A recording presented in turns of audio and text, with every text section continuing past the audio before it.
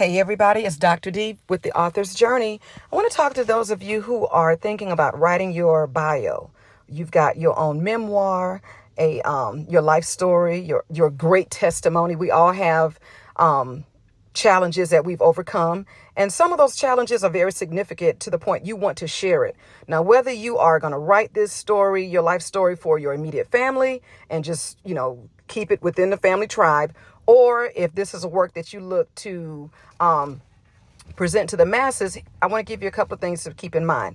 Number one, your life story is just that. You don't need anyone's permission to share, what has happened to you, who the key players were, how it affected you, and how you overcame. Now, I've published many memoirs, life stories, people's experience. And I often coach my clients to let them know, number one, even though it's your story, be mindful of the other characters because they don't have a say in how you tell that story. Now, I'm believing that you're telling it, from an authentic place, from a healed place. But we know that that's not always the case. Sometimes we write these revenge books, right? And I'm gonna get you sucker kind of mentality. And then there's all sorts of backlash and things that can happen, retaliation. I've had clients whose family members threatened lawsuits. Folks tried to sue me.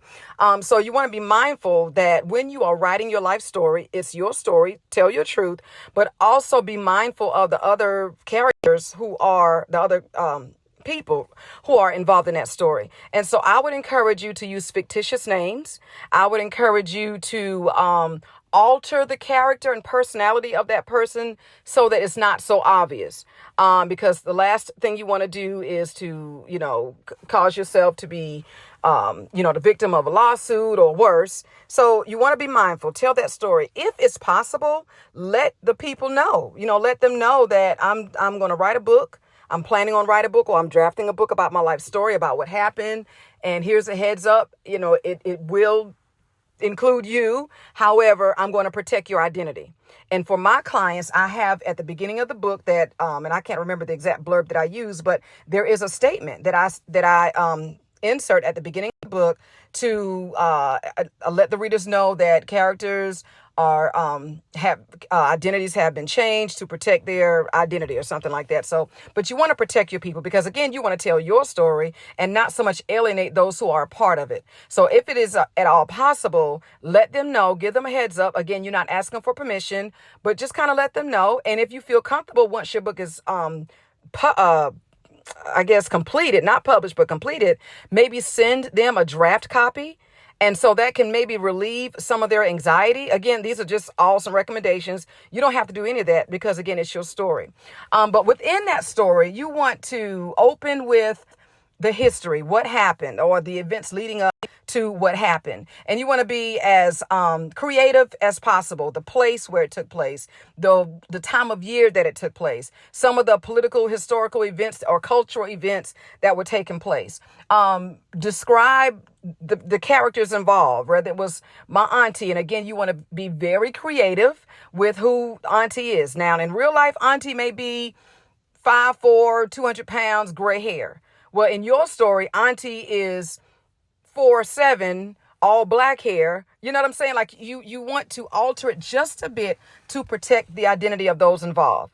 But you want to be creative and kind of build up your character. You want to talk about the house you grew up in. You want to talk about the school you went to. You want to talk about the kinds of cars that you rode in, that the family cars that you drove in.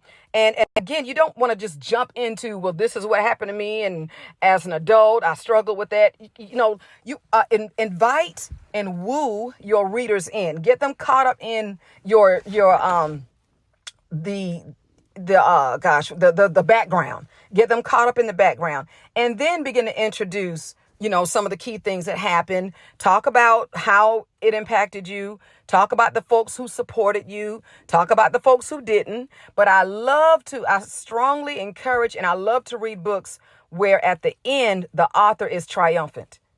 I often tell my author clients, because I do develop relationships because I'm reading their work like 1,000 times, right? And so I will often say to them, hey, let's talk about the end of the book and let's look at some strong points. So let's look at some points that we can share that, it doesn't depress your reader. What you don't want to do is depress your reader at the end of that book. You've already wooed them in. They can't put the book down because you're talking about Auntie's fried chicken and Uncle so-and-so's barbecue. And, you're getting them in there. You're talking about the football game and the baseball game and the family Christmas. And then you just, at the end, there's no closure. Even if you don't personally have closure, give your readers the privilege of closure. And if you have to be creative, then do that, because you may still be struggling with the memory of what happened or with, what was said or what was done. You personally may still be struggling. Don't give that same vibe to your reader, because again, if you decide to write a second book, I mentioned this in another one of my talks, is they're going to be like, I don't know. Last time I read her book or read his book, the end was really depressing. I just didn't feel good about it. I was really hopeful, or I feel like they didn't complete their story, because I have had clients who I had to send the book back and say, look, your story is unfinished. Like, you're leaving this as a cliffhanger. And if you mean to do that, fine, because you got a second edition or volume 2, then that's okay. But then just say to be continued. But don't just drive the car at 55 miles per hour, get to a cliff, and then the story ends. Like, that drives people crazy. Can you imagine, like, when you're watching a TV show or a movie and it just ends and you're staring at the screen like, wait, what?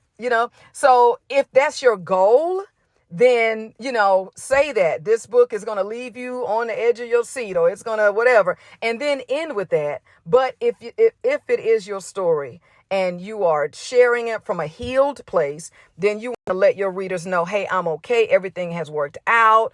God didn't cause it, but he healed me from it. So-and-so and I are friends now, or I've made peace. You want to give them closure. So again, let me just kind of recap real quickly for you. It's okay to tell your story. Everybody has a story to tell. And you may have a targeted audience who can identify, and I talked about that earlier, who can identify with that thing you overcame or that thing that impacted you. And so you want to tell it from a place that doesn't trigger your reader. So you want to make sure that you're healed, that you're okay. You want to build up your characters, build up the house, the school, build up, talk about how it smelled. The hallways at PS 24 smelled like old chalk. And entering into Mrs. Harris' classroom smelled like day old coffee. You know what I'm saying? And then just kind of build it up and get your readers immersed in what you have to say. And then all of a sudden, I found myself shoved against the back wall and someone took my shoes and ran down the hall. You know what I'm saying? You want to build it up. Don't just jump in with your story, but build your story and then stay consistent with your story. Be creative with your characters, save their face, preserve their integrity and their identity. Because think about it. Some folks can write a book about you, and it may not be things that you want people to know. So you want to preserve the identity of folks who are a part of your story.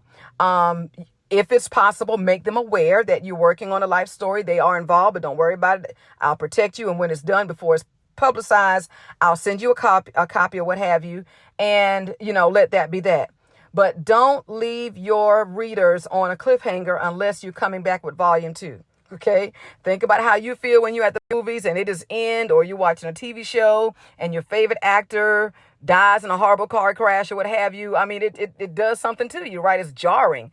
And even though it's an entertainment experience, you still feel like I need an answer. So when your reader is done with your book, you want them to have closure. You want them to wipe those tears from their eyes and say, man, she really went through a whole lot. I'm so glad she's okay. Or, man, he really went through something traumatizing and I can relate to it. But if he came out, I know that I can too. So I wanted to leave those thoughts with you if you're working on your life story. And if you need my help, you know how to reach out. All right. Talk to you later. Bye-bye.